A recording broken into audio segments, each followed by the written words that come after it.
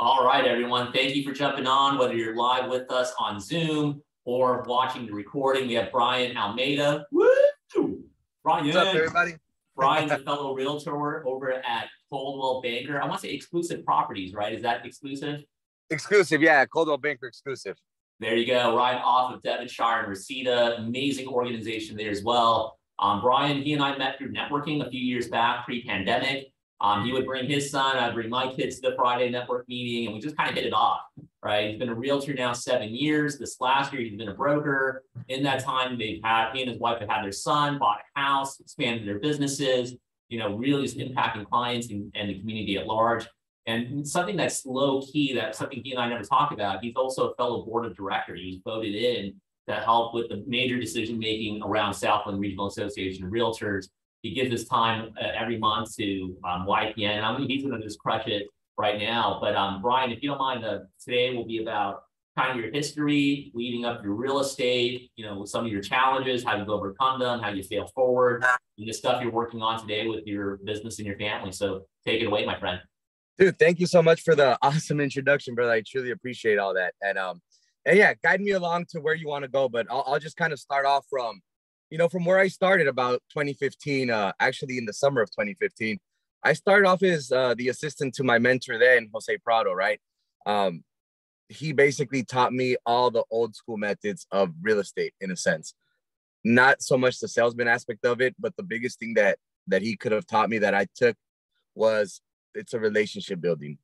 You don't get into this game focusing on the outcome of what's going to happen. That was his thing. And sometimes it was crazy to me, right? But that was the biggest thing. It's always about building relationships, and you may lose some. That's fine. You're ultimately going to win in the future at the end. So that's kind of where my story started, was as an assistant to Jose. I was petrified, terrified of jumping back into a commission-based income. I had done solar panels previously and I was quite good at it, but still I was never a fan of that being based on commission, right? And he really pushed me. I didn't want to get my license and he pushed me. So I got my license, and it's ever since then, we just teamed up and it's been history ever since, right? Let's see what else. From there, as soon as I got my license, as soon as I was able to feel that I could get involved, right? Because when I was an assistant, I would go to the Friday networking meetings or I would go to the board, but just to learn, but I was always quiet. You can't practice real estate. You're just an assistant, but I was always grasping and being a sponge and learning. The minute I got that license, I started getting extremely involved in any and every networking aspect that there was, right away with the Friday networking meetings with Philip and Bud Mauro at the time. And from there, it just opened the door to actually Noli. Noli Reyes was the one who invited me to be on events committee at SRAR. And from events committee, it went to YPN. We brought YPN back to life. And from YPN, Leadership Academy. And then, wanting to actually be a difference. You actually see the value of what SRAR brings to the table and what for our membership, right? I know it's one of those big points that, in all honesty, a lot of our membership doesn't see the value. But in that time, I definitely saw the value. And that's why, along with yourself, Philip, and Anthony Bedgood and a few other younger, fresher minds, decided to just, hey, let's be the change we want to see and get involved, right? I think we've all had that same mindset that in this life we get more when we give. So it's always about being able to give. And I know you're a big fan of that, Philip. And dude, I just take after you, man. I always tell people you're like a mentor to me, dude. Seeing you grow too. We were talking about this yesterday on Real Talk with Realtors for YPN. It was funny. Tammy or Claudia brought it up, or just the growth, right? The growth from even just a year to now is phenomenal in Philip. Just watching you just crush it, bro. And that's kind of what you're like my idol. How do you keep life in check with the kid, the wife, the work balance, the office balance as you're continuing to grow? So I just take notes off of what I see you doing, brother, and apply it to myself as well. And thank God, we've been blessed and we're able to continue moving forward, right? So that's kind of a little back end about myself. But what else can I touch on to be able to provide some value to you guys? Tell me, Phil. Oh man, you totally crushed it. I mean, I learned from you. Like I'm watching you do your thing, and I'm like the amount of, well, first of all, you took care of yourself too, right? You got your family in check, you got your health in check, you crushed it at the camp. You actually did the 20-pound loss in like 60 days or something like that. So high five on that. Yeah. And you know, that's something people forget about. Like I follow you, right? And we're friends. I follow you on Instagram and Facebook. And you developed a habit where you were getting up early in the morning, not just for the camp, but even before that to go jogging, and you're writing down your affirmations and you're writing down like what you were grateful for and all that stuff. Can you share with us some of those morning routines that you really, at first it may have been hard, but now it's just what you do? Yeah, dude. And that's a great one right there. I definitely, even before getting into the fitness routine, I was just always an early bird. So I liked waking up early. And I did the fitness routine. I did the 6-week challenge where you're supposed to lose 20 pounds in 6 weeks. I lost about 28. And then I had done it before, but it was one of those, right, where you did it great and then you get comfortable and then you fall off. Then you start, and that's the biggest killer in our game is comfort, not only in real estate, but in life in general, right? When you get comfortable, you stop growing. And I got extremely comfortable. I'll be the first to admit it, right? Business was going, it was kind of just moving along on itself. The family, kind of had that locked down. And then it's just, you got, you know what? I'm not going to wake up at 4:30 today. I'm going to wake up at 5, then 5:30, then 6, then 6:30. Next thing you know, what kicked me in the butt was I tried to throw on my favorite blue suit and it didn't fit no more, right? And it was like, it was crushing because that thing cost me like $500. And I was like, oh, hell no. That's my favorite suit. Even the little vest don't close no more. It hurt. It hurt my pride. And then you start reflecting, how did I get to this way, right? And it's one of those like, shit, okay, it happened. But now what are we going to do about it? You just accept it. In life, it's always good to just know we're not perfect, dude. You can drop the ball. That's fine. It's just when you have that moment to yourself in the mirror and you're like, oh, crap, I did drop the ball. But now what am I going to do about it, right? And then it's just switching that, okay, we got to start waking up again early and start working out. The diet will come, but let's just do one thing at a time. Because as we get older, we can't take as much on, kind of go cold turkey all in one shot. So do the little things to get you back in the right mindset. And it's crazy because we always talk about mindset. We always talk about health, but especially in this business, they definitely hand in hand. You want to feel at your best so that you can perform at your best. So you feel great when you're talking with your clients. So in the morning, when you do your power of hour, you're not dragging your feet. You feel awesome, right? You don't feel like if your power of hour is at 8 o'clock, you don't want to wake up at 7:30. You're still wiping off the eye boogers at that time. You know what I mean? It's only 30 minutes from when you were in bed. So that's why I'm saying getting to it, waking up, and the diet was the hardest thing, but it's the discipline that you're showing yourself. And then you become disciplined in the diet, which also in mind helps you become more disciplined with what your activities are supposed to be. So they all go hand in hand. But I will always say, don't feel bad if you fell off the wagon. Don't feel bad if it happened once, twice, 3, 4 times. It's just admitting it and picking back up and running with it from there, right? But yeah, that's definitely something that I'm super extremely proud of. And now I got my wife that's going to be going and starting her 6-week challenge on Monday as well. So it's one of those things you just push each other and that's always the best thing. Teamwork makes the dream work, right? 100%. I will say there was like a bunch of nuggets in that. One of them I took from it was get your family involved, but do it first, right? You're your first domino.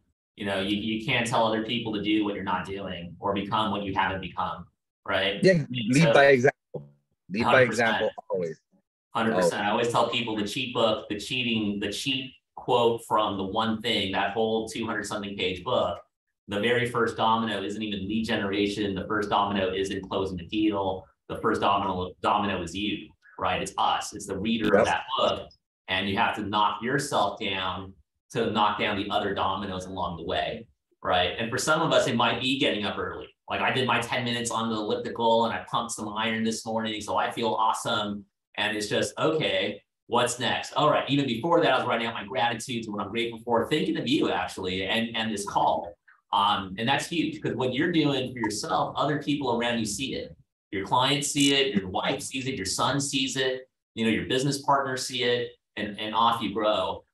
So something you tackled on. So you've got your morning down. You highlighted time with family. How important is it for you to draw the distinction of like my son, my wife, this is our time. In between that, I can go crush the world.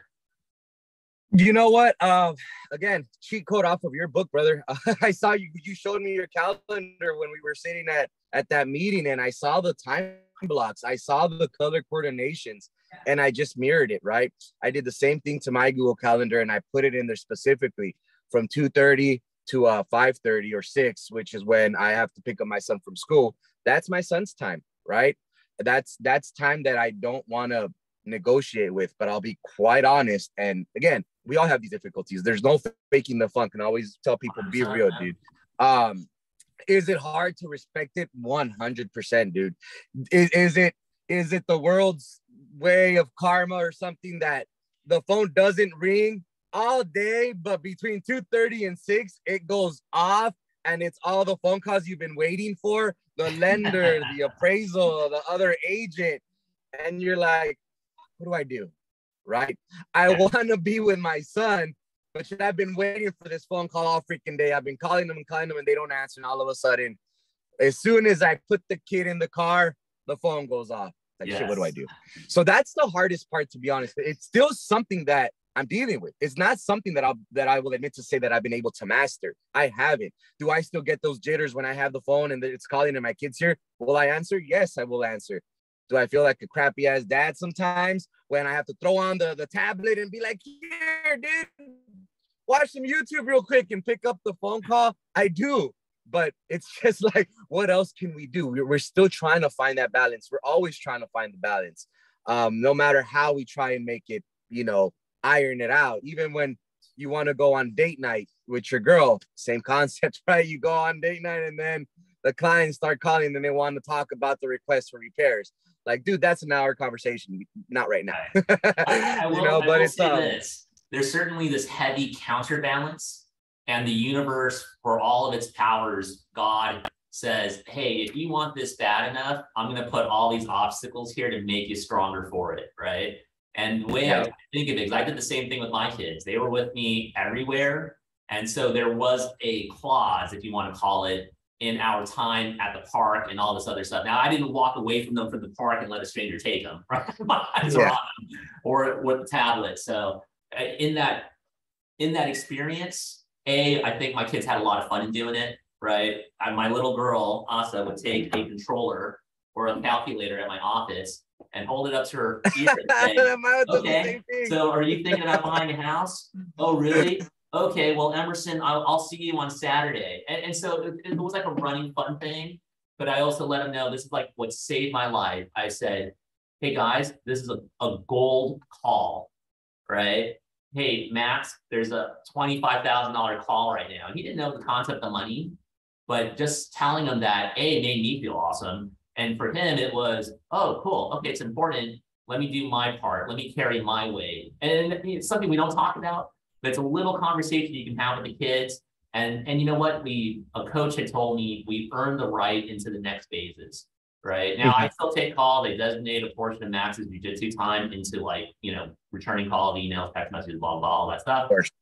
But as you grow as a leader, as you grow the business, the MREA, Millionaire Real Estate Agent book, chapter 3 or page 100 something, it goes right into building out your team structure and support. And because you know through what you're building, those calls are important, right? And you're going to knock them out. But then eventually you'll know, okay, cool, these are calls I can delegate out. I'm still going to take the listing calls, the buyer calls, the negotiation calls, the 1 rule of 5, right? And build it out. But I appreciate that because some people don't even have the time block, right? Yeah. And like you said, you start identifying the calls that need to be taken, and then you start identifying the calls that can wait. And honestly, that's one of those, it takes time. At first, it doesn't come to you that quick, but then it comes to you. Then you start realizing this is actually an important call. I got it. And then you start realizing, am I making this an important call or is it really an important call? You know what? This was not that important. They can leave me a message and I'll call them back at 6:30 when I do my callbacks when my wife gets home and I go back to that. So you start learning that. That's my whole thing is when you start trying to implement these small little changes in your business, in your lifestyle, they do make all the difference in how successful you are. But don't feel bad if you don't have it locked in. It's just, you got to plug and play and see what works for you, see what doesn't work for you, and then run with it. And what might work for you today might not work for you next year. Again, law of the land. The minute we finally have something under control, it switches up. The minute that you have your kids' schedule under control, they go to kindergarten, they switch schools, and it's like, oh crap, here we go again. And you have to readjust. Yes. So it's one of those things that it's never gonna be perfect. Just accept it. Don't feel bad about yourself, and just keep pushing forward and keep trying to implement those right changes, right? As a younger realtor, father, family man, it's all that. It's just understanding that things won't work out as well as we've planned them, right? And just learning from it, taking it on the chin, and just moving forward. Man, you hit it right on the head. We have this on our book: fail fast, or fail often, fail fast, fail forward. Fail forward. That's it. You know, it's one of those things where it's like, hey, nothing will ever be perfect enough for us to take action, right? However, life will happen with or without us getting after it. So let's just get after it. Let's trip along the way, and let's make $100 grand a month along the way doing it, right? And then exactly. People say, yeah, I make 200 a year. Let's make 200 a month. Let's go crush it, right? Something you alluded to earlier, and all that you're doing, you're a board of directors. Southland Regional Association of Realtors, and you know, it's totally not what you and I thought it would be. So, dude, it's not, right? It was a whole other different thing. But I will say this: we are at the front line of a ton of stuff. A lot of things we sign NDAs for. I get that. But what are some of your takeaways from volunteering with YPN, with SRAR, with NAREP? There's a lot of things you take on, and you haven't even gotten to Cub Scouts yet. So wait until that happens. And you know what? You know how much I want to, just by seeing you and Max do all that, dude. That father and son bond you guys have is crazy, bro. I admire the crap out of it. And I definitely want to do Cub Scouts. It's super cool. But yeah, man. So SRAR, I definitely see the value. Again, like you said, it wasn't anything we thought, but it was one of those things. Be the change that you want to see, right? Don't just, if you have an organization that gives something to you, your office or whatever it is, and you don't align with something, why just, complain about it? Just see how you can change it. Why not? And if it's out of your reach, it's out of your reach. But at least, we're problem solvers. Like, it's what we do, right? We're realtors, we're problem solvers. So when you see an issue, what do? We start thinking about solutions. It's like right away. Sometimes my wife hates that because she wants to come and vent to me. And the minute she starts venting with a problem, it's like, all right, you got to do this. Like, solution. She's like, I don't need a solution. I just need your ass to listen to me. Like, okay, sorry, babe. I gotta turn that off real quick. You know what I mean? But there's so much growth there. There's so much value there. And again, giving back, I have always learned that's how you get more. So it's wanting to teach, wanting to inspire the other individual. And one big thing about me is when I started in my career, when I started in this business, I was very shy, and I didn't like, you have questions, but you don't know who to ask. You don't want to give that false perception that you don't know what the crap you're doing in this business. So you kind of want to make sure you ask the right person, right? And that's what I want to put myself out there. Is like, hey, I'm here to help and answer any questions that anybody may have. Don't be shy about it. We need more reflections of ourselves in leadership positions, right? Because I'm not going to lie. If the leadership is of a standpoint where they're so much older than me, I don't feel good approaching them with questions, right? I want someone that I can, and excuse the language, I want someone I can shoot the shit with, you know what I mean? Someone I can vibe with, someone that's on the same level, right? Because I'll value that information. It's like when your mom tells you not to do something, you don't listen.